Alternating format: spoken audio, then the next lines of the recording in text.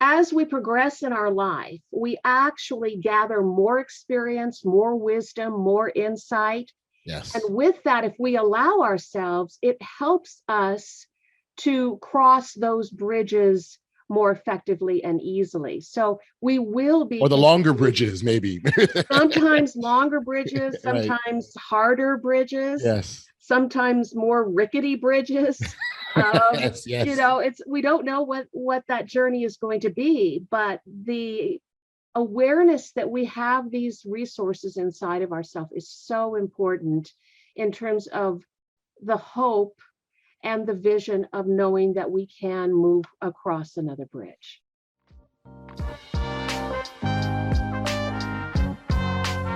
Welcome to the Audacious Living Podcast, hosted by my man, Audley Stevenson, the Odd Man.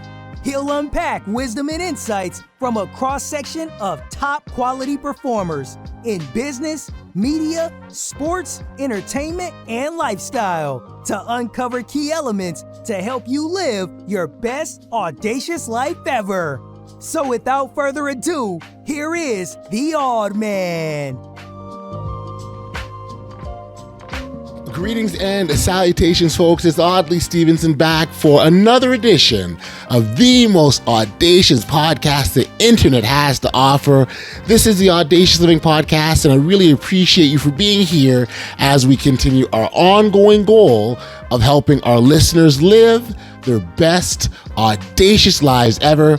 As always, I encourage you to follow us on our social media channels. We're on Twitter, Instagram, and Facebook under the handle The Audacious Pod. Or if you're watching this episode on YouTube, you can subscribe to our channel simply by tapping that bell down below and staying connected to all good things audacious related.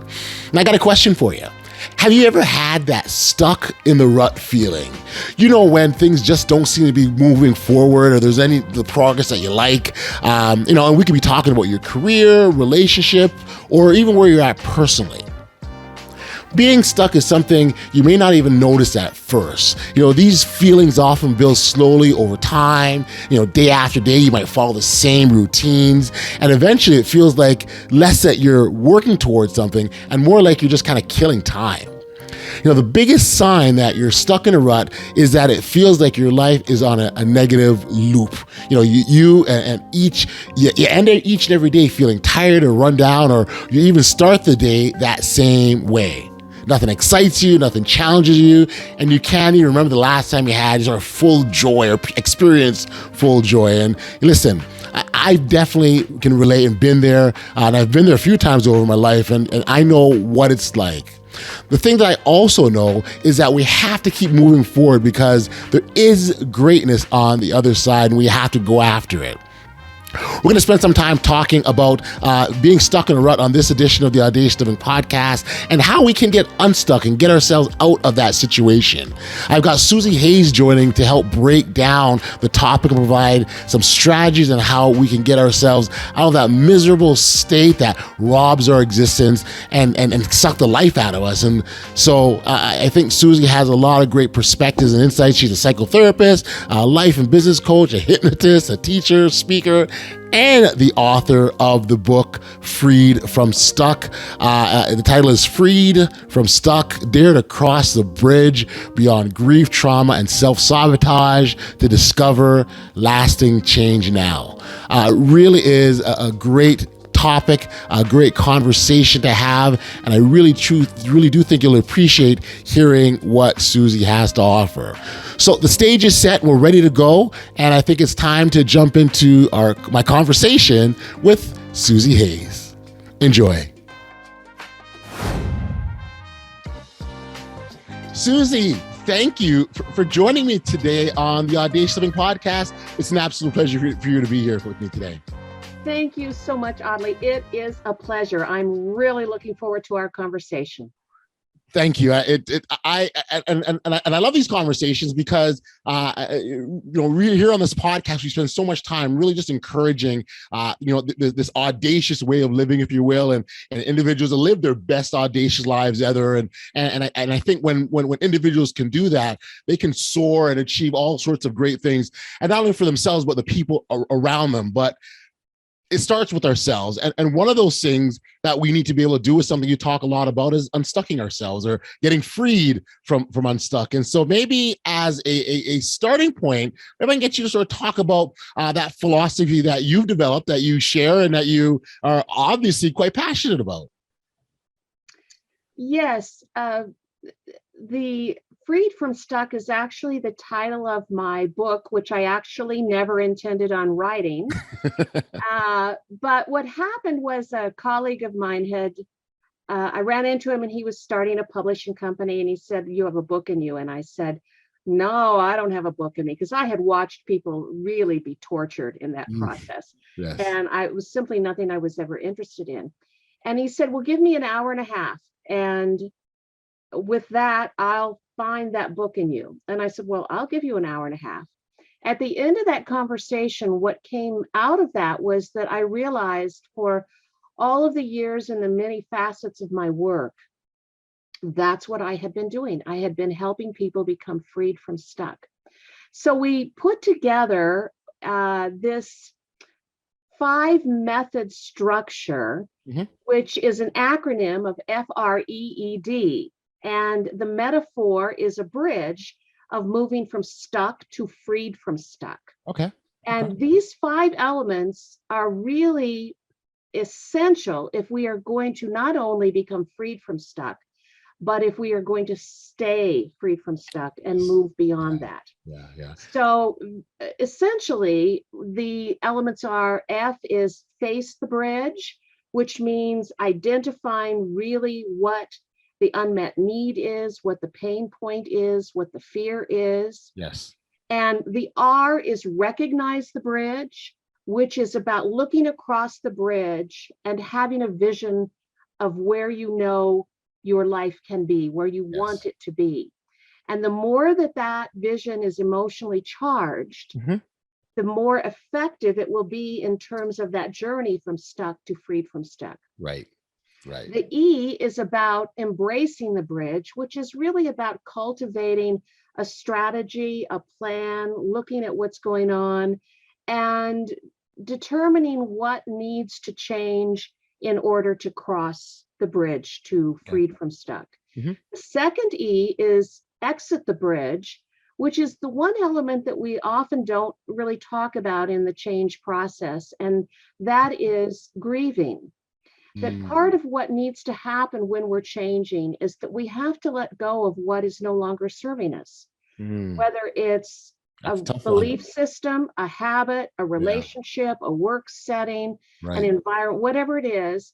And even if we deliberately and thoughtfully make that choice because we know that it's in our best interest, we have to appreciate there's going to be some element of grief in that.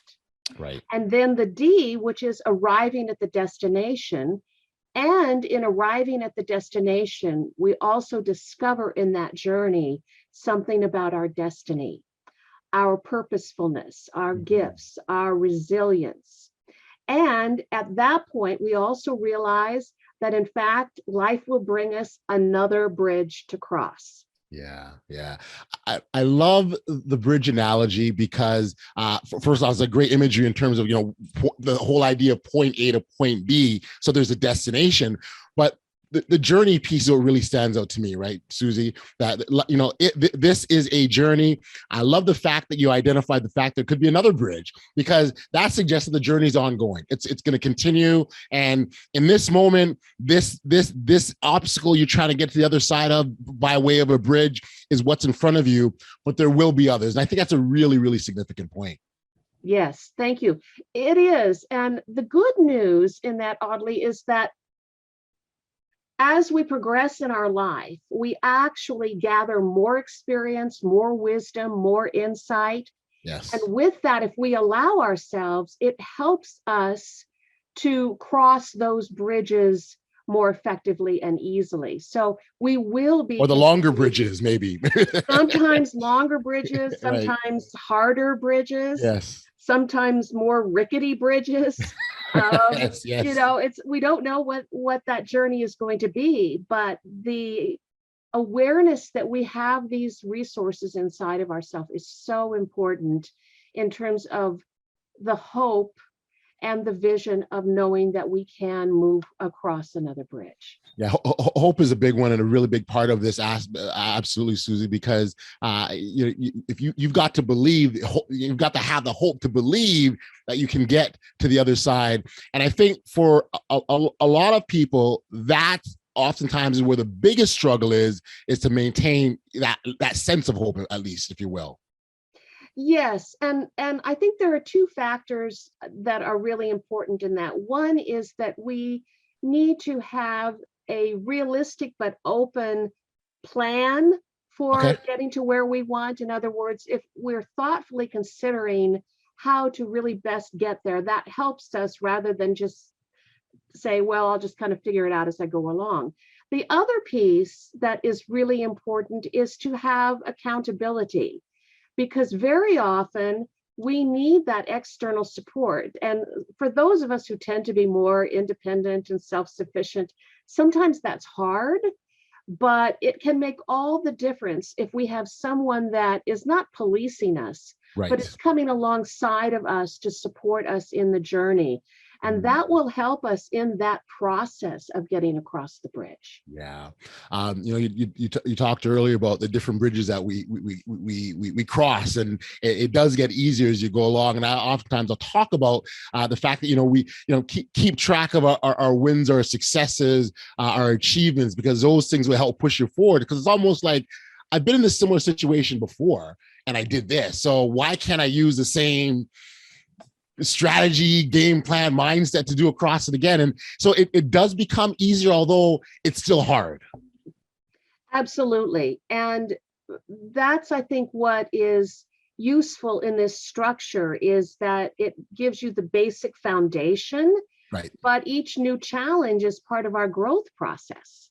And the reality is that in the change process, as we're doing it well, the transformation isn't just about reaching the goal. It's also about the changes that take place inside of us, that we come more into alignment with what I call our soul's blueprint. We come more in alignment with the joy and the peace and the contentment and the satisfaction that we're meant to experience in life. Yeah, I love that. I love that. So the blueprint, I want you to explain. I've never heard that. You satisfaction blueprint?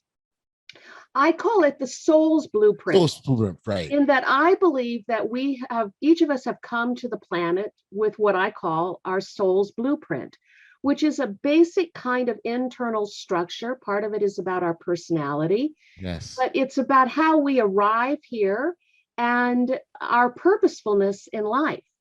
We get stuck when we're out of alignment with that.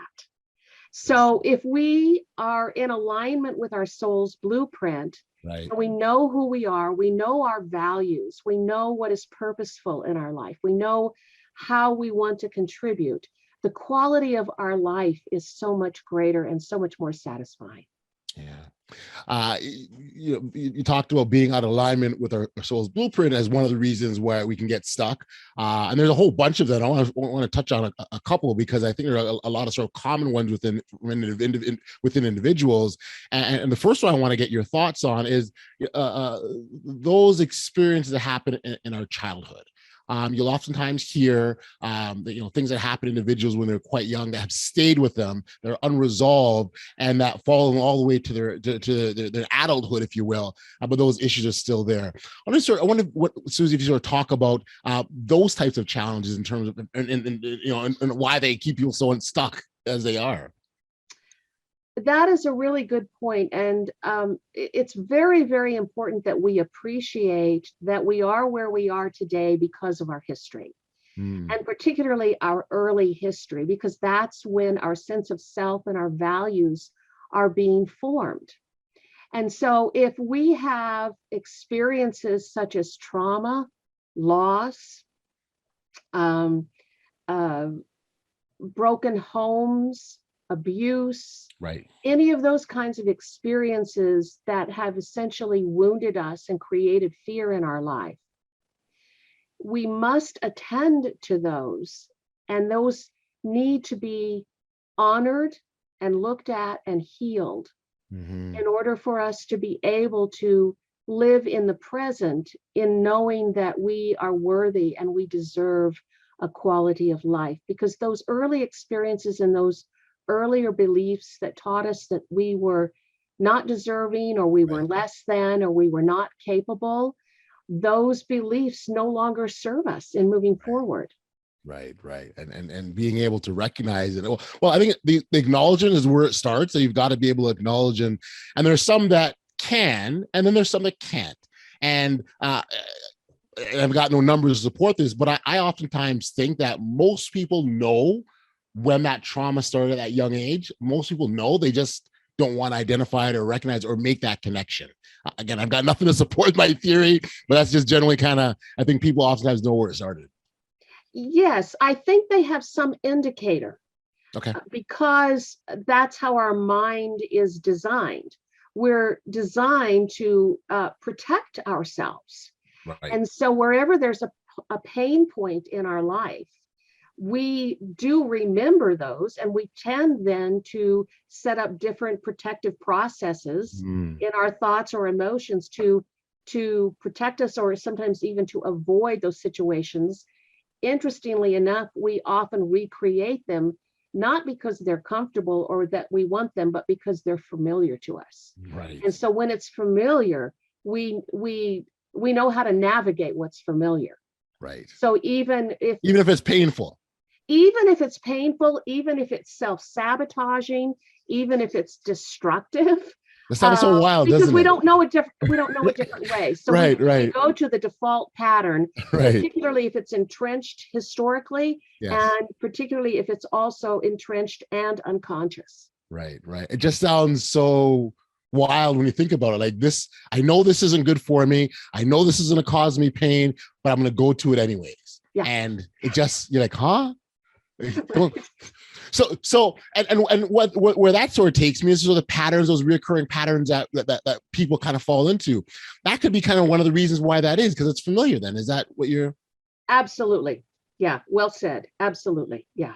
Yeah. And again, and we all have that person that we know that's like, they're doing this again. Like, why?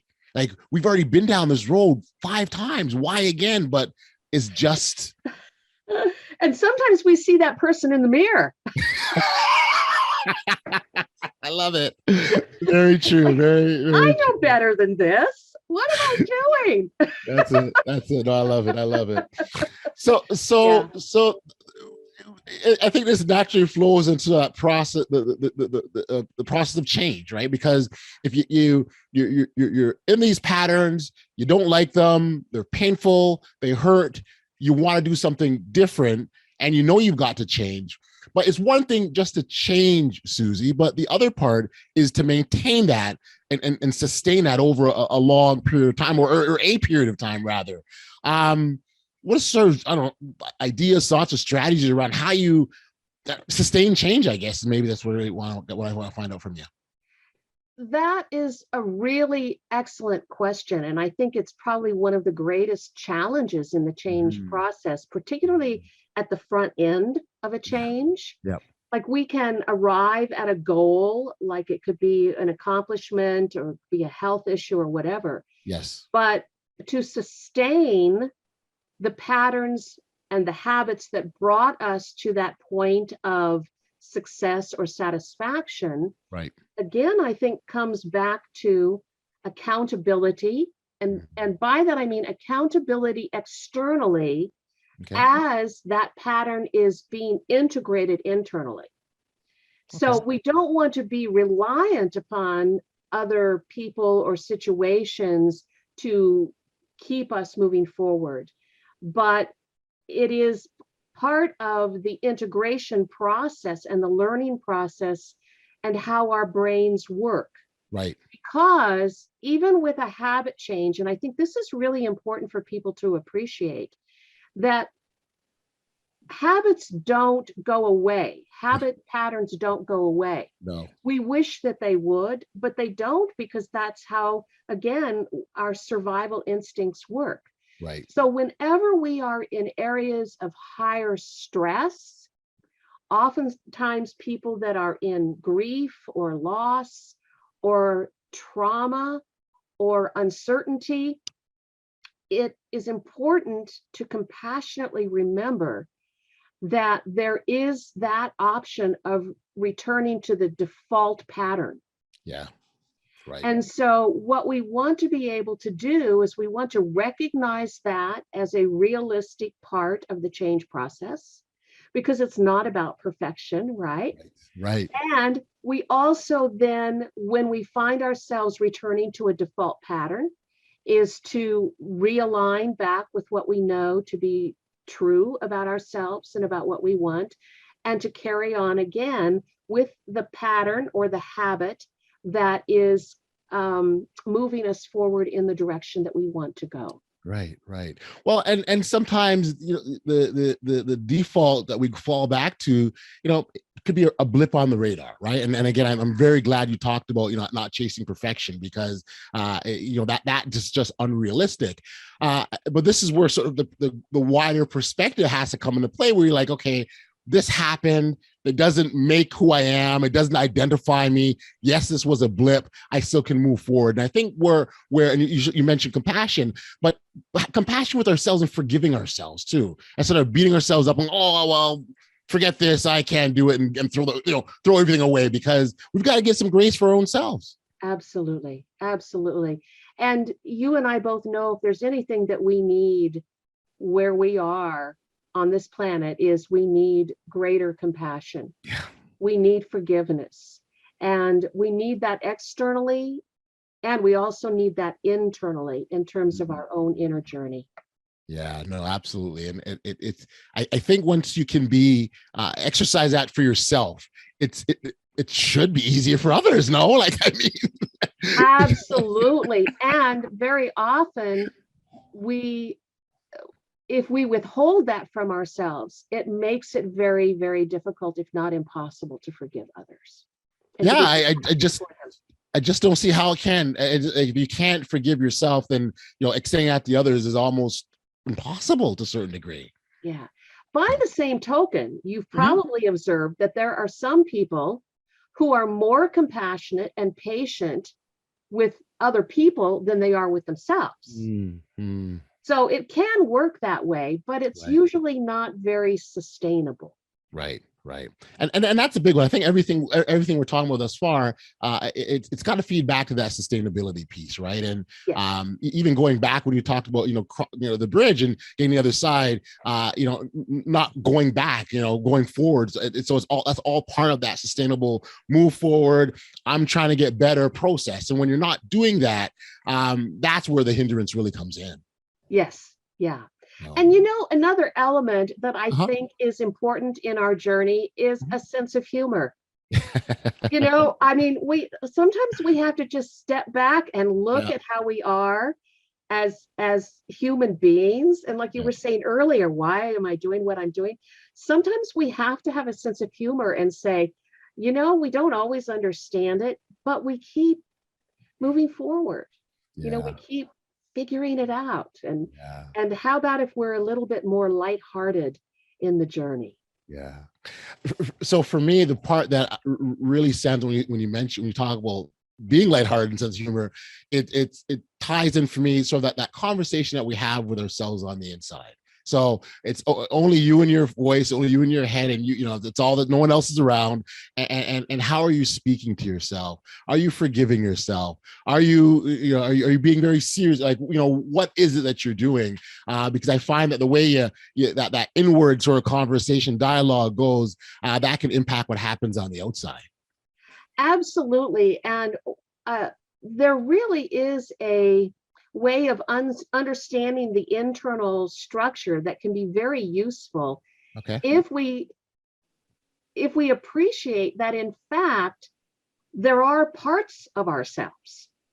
So I don't know if you've ever noticed in conversation, someone will say, well, do you want to do such and such? And someone will say, well, part of me wants to do this and part of me wants to do that. That's really true. Like, there are two parts, often in opposition, right, developed for the intention of self-care and the intention of pleasure, but they are in conflict. And this is where the stuckness can really reside in our head, right? So part of what can be really useful is having an internal dialogue Okay. with those parts, understanding that each part, even when it has self-destructive results, the intention is never to be self-destructive. Right. So we develop compassion even toward those parts of ourselves. Say, if we have a really critical part of ourselves, we develop compassion toward that critical part, because that critical part is trying to keep us in line. It's trying to direct us to where we need to go. Right. Wants the best for us, right? Wants the best for us. Yes, Right. it has the best of intentions. But there's also very much a part of us that says, I don't like being bossed around. Right. And so you get those parts in your head having a fight, not a conversation, but a fight, and you're stuck. You're stuck in that conversation. So very often we need to draw upon another part of ourself to step in as mediator, to extend compassion, and to open up a conversation of resolution where these conflicting parts can come together, understanding their mutual intention. Right, right. And again, that intention is wanting the best for you, just different pathways of getting there, really what we're talking about here. Right, right. Yeah.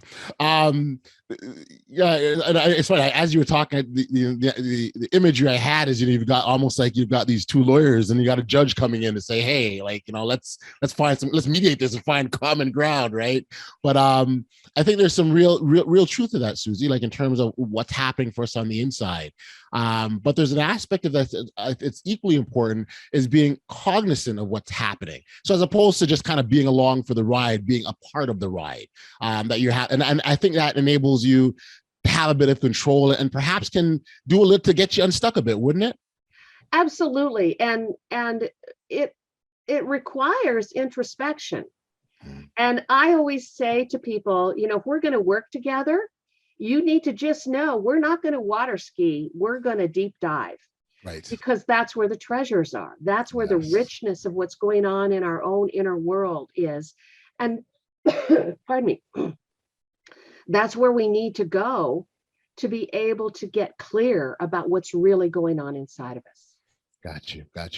Susie, what landed you in this work that you're doing here now? I mean, it's clear that you've got a long, and read a little bit about your background. You've done lots of different sort of types of work, and it's sort of what it seems like.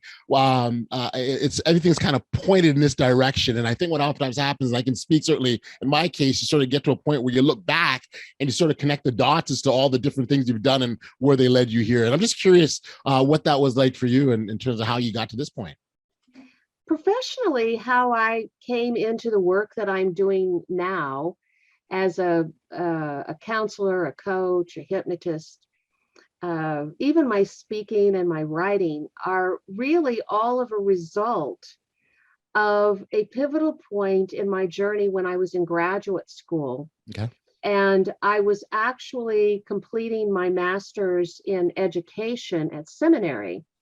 And I was sitting in chapel one day, and the speaker said, pardon me, the speaker said, with Jesus, you're never alone.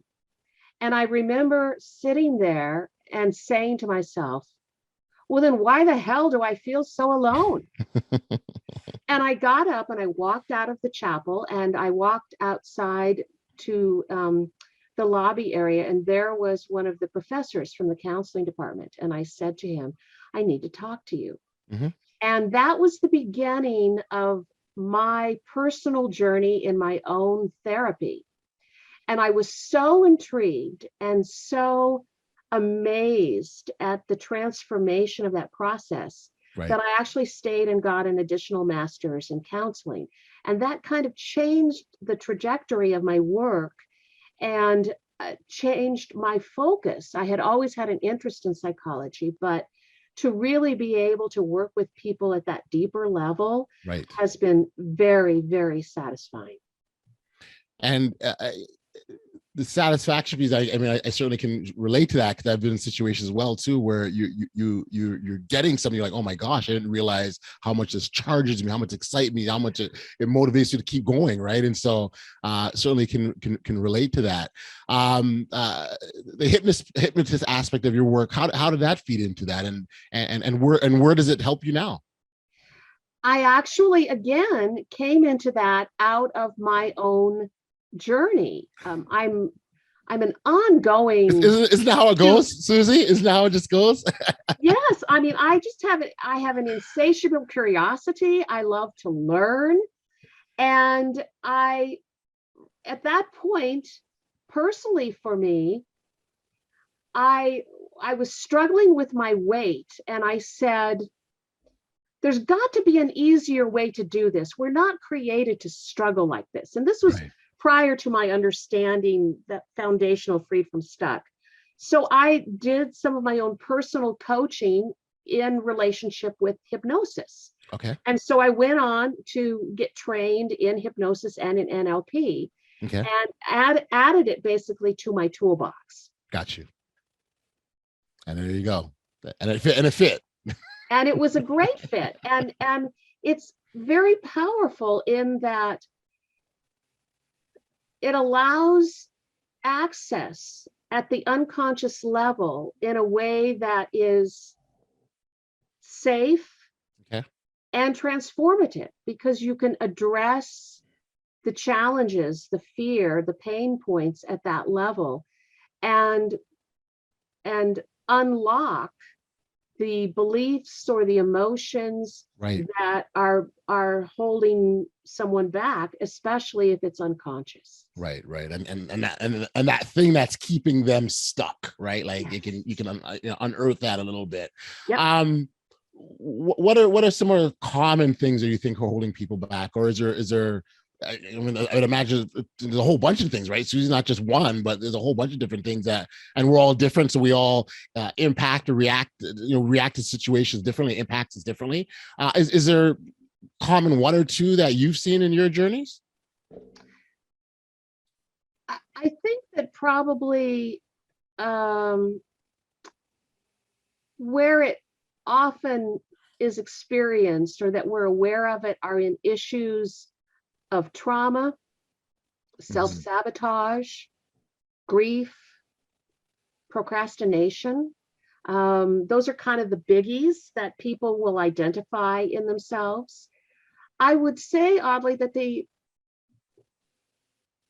foundationally, what it really is about that some aspect of ourself is living in fear. And we live in a climate now on our planet that perpetuates fear. So people are more vulnerable to being frozen in some state of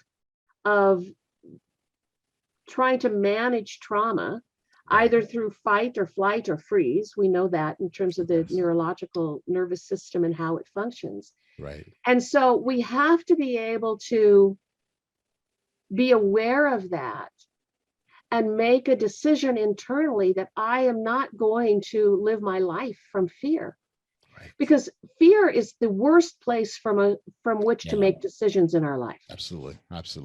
And so we have to move into a place of love, of self-care, of hope, of faith, whatever you mean that to be. But we have to believe that we can live in a better place, a better way. And we have to believe that, I think, also for our planet, Right. that it is there, the potential is there. We can create the change, both Absolutely. Internally and externally. Absolutely. As you talk about fear, certainly where that resonates and for me is the impact fear can have on our ability to be audacious and our ability to make these bold risks or chances, if you will.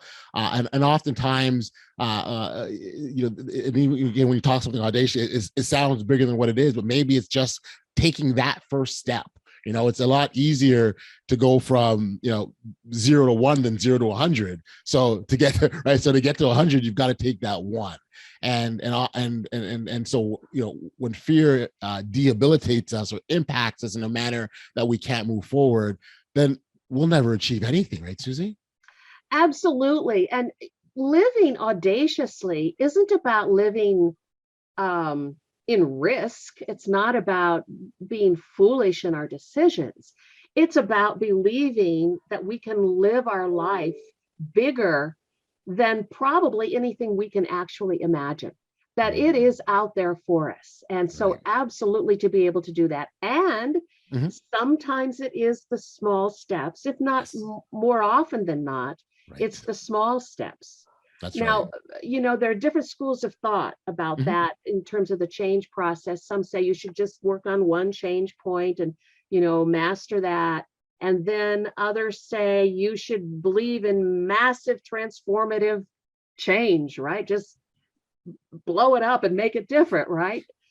I believe that both can be true. And the Yes. reason I believe that both can be true is because smaller steps are more manageable over the Absolutely. long haul. Absolutely. But sometimes, for example, if we get a diagnosis of cancer, we're going to make massive changes rapidly.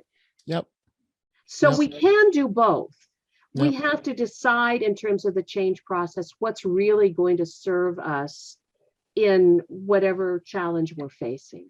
Well, and I think that accurately sums it up, Susie, in terms of what steps need to be taken. It's not a one size fit all. I mean, in your toolbox, you might need a hammer, you might need a wrench, you might need a saw. It depends on that situation. So as opposed to kind of going and saying, this is what I've got to do, and you've got the answer before you assess the situation, you kind of go in and figure, okay, what needs to be done?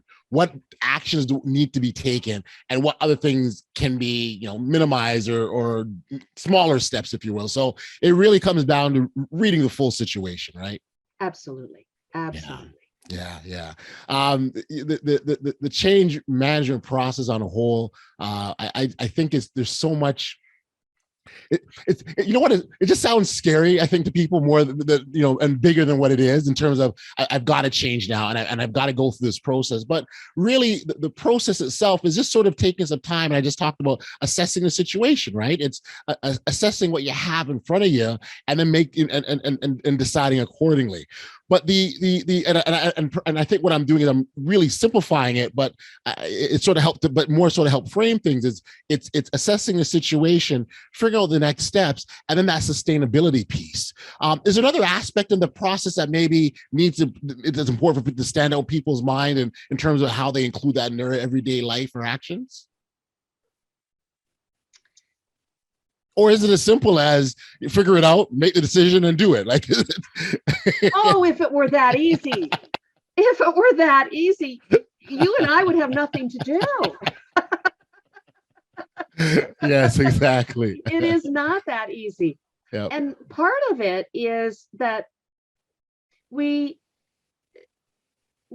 must trust and appreciate our own internal resources.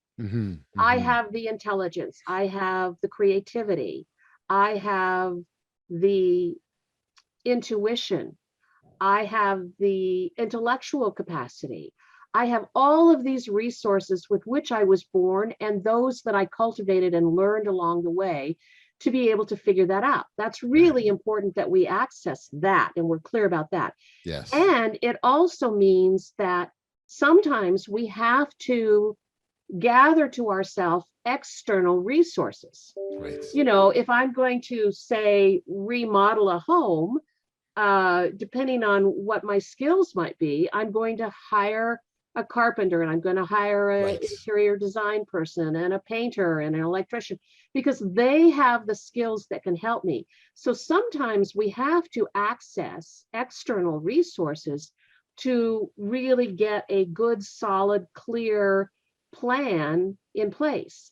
And that's particularly important if there are elements of deep pain or trauma or fear that are keeping us from being able to fully access those internal resources. I love the fact that you identified creativity as an important aspect of this process, because when you're faced with something, you got to think out of the box. I don't even think there should be a box, but you got to think in that way where there's no barriers, you're thinking free flowingly. So it's really important that we maintain that sort of creative edge, because that is a real useful tool for a problem solving standpoint. Absolutely. And, I have always said that one of the greatest gifts that my father gave to me was the capacity to ask questions and to ask good questions. Yeah. Right. We can ask questions that just keep us, spinning around and around on the gerbil wheel. But when we start to ask really good questions, which is, again, why sometimes it's important to have someone else there and present to ask fresh questions, new questions, different perspectives. But it's really important because there is such a relationship between creativity and curiosity. Yes. And so as we're curious, it stimulates our creativity, opens up our mind, and allows us to consider options that we might not otherwise have considered. Yeah, no, absolutely. And again, when we talk about getting unstuck, that is key, right? And so if you, especially when you get in a situation, Susie, where it just looks so bleak and it looks so there's no end in sight, you absolutely need to be able to tap into our creativity or that creative juices inside of us, or the inquisitiveness to ask questions or whatever that is, to be able to think, okay, there is a way out of this situation, and what does that look like? Yes. Yeah. Oh man, this is awesome, Susie. I've really enjoyed this dialogue with you around, again, we talked about change and being freed from stuck and how that's so critical. I love the bridge analogy. The F in facing the bridge, it's so important, because sometimes we're not looking at the right bridge, right? So we want to make sure that we're facing that right bridge to get where we want to go to. Remind me, the R stands for recognize the bridge, which is to recognize the vision on the other side of the bridge. Right. Yep. And there's something that you said with respect to making having our emotionally charged, right? Yes. And how important that is, because when if we're excited about it, let's say, for example, we're excited about it, we're looking forward to it, that can help sustain us to kind of move forward, right? It does. And part of what the challenge of, you referred to it earlier in terms of it being a process. Yeah. Particularly if it's a long haul, right? Like, we know it's going to take a while to get there. If someone is in, significant debt and they're trying to find their way out of that, it's going to take a little while. And so part of what is so important is that we keep that vision of where we want to be, how we want to live, who we are, in the forefront. And the more vivid that is, and the more emotionally charged it is, it provides a point of light for us to walk across that bridge. Yeah. If we don't have a sense of that, then it's much, much harder to move in that change process. Yeah, no, absolutely. I think it's great. I think it's great. Again, like I said earlier, I love the analogy of the image of the bridge. I think that is beautiful and gives a clear picture on what we have to do, right? And it's across that cavernous, the gap in between us, and we've got to use that bridge to get there. So thank you for that, Susie. For our listeners who've been listening to our conversation and enjoying what they heard and want to learn more about you or catch up with you, where can we send them? You can send them to my website, which is freedfromstuck.com. Awesome. And that's also the name of your book that you've yeah. So I just happen to have a copy of my book right here. Kind of glaring, but that's it. There we go. There we go. That's amazing. And again, there's just so many wonderful aspects. We even touched on faith, for example, and how significant our own faith is to getting through situations, and hope as well. But faith is a bit different. Certainly, divine intervention is a piece of that for a lot of people as well. And so, faith, the hope, the belief. We talked about intelligence, curiosity. All of these things can feed into us being able to get to the other side of that bridge. So thank you so much, Susie. Thank you. It's been a pleasure. Great. See you soon. Take care. You too. Back we are on the podcast, and I really want to send my thanks and appreciation to Susie for being here and sharing valuable insights on the process of getting unstuck. Like I said, that bridge analogy is a great one, and it provides a fantastic illustration of what the process actually looks like. And I really think, again, Susie hit the nail on the head. To our listeners, I encourage you to check out her book, Freed from Stuck. Again, it's over at her website at susiehayesnow.com, and also check out her site. She's got a lot of great resources and information as well. When I think back to my conversation with Susie, she really left us with a lot of great points. But if there's just one thing that I would take from our chat, it would be this. We've all experienced at one point or another that stuck in the mud feeling where no matter what you do, you fail to make any forward progress. Think of a car being stuck in the mud or snow, or no matter how hard or how many times you try to get out by hitting that accelerator, your wheels just keep spinning.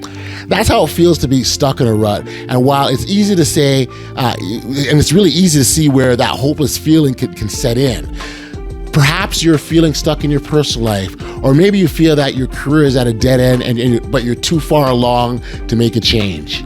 Feeling stuck can be a difficult place to be. However, there are ways you can get yourself out.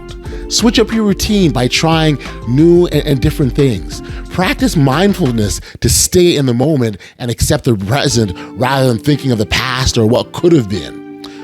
The other thing you can do is practice gratitude, and that helps you because you're focusing on what you're grateful for. And by doing so, you show yourself that you don't need special events or big extravagant occasions in order to feel happy. And your ability to thrive isn't dependent upon your circumstances. It's based on your mindset and your ability to live an audacious life. Hey, listen, if you haven't registered for email notifications of the podcast, please know that you can do so simply by heading over to bestaudaciouslife.com and entering your email address, and you'll be alerted every time brand new content comes out. We've sadly reached the end of another episode of the Audacious Living Podcast, and I send a shout out and thanks to the outstanding listeners and viewers. You are truly, truly appreciated, and the support helps keep this thing going. Until next time, stay safe, be kind, show love to one another, and be audacious. You've been listening to the Audacious Living Podcast, hosted by Audley Stevenson. If you enjoyed what you heard, be sure to like, subscribe, and share. Until next time, be audacious.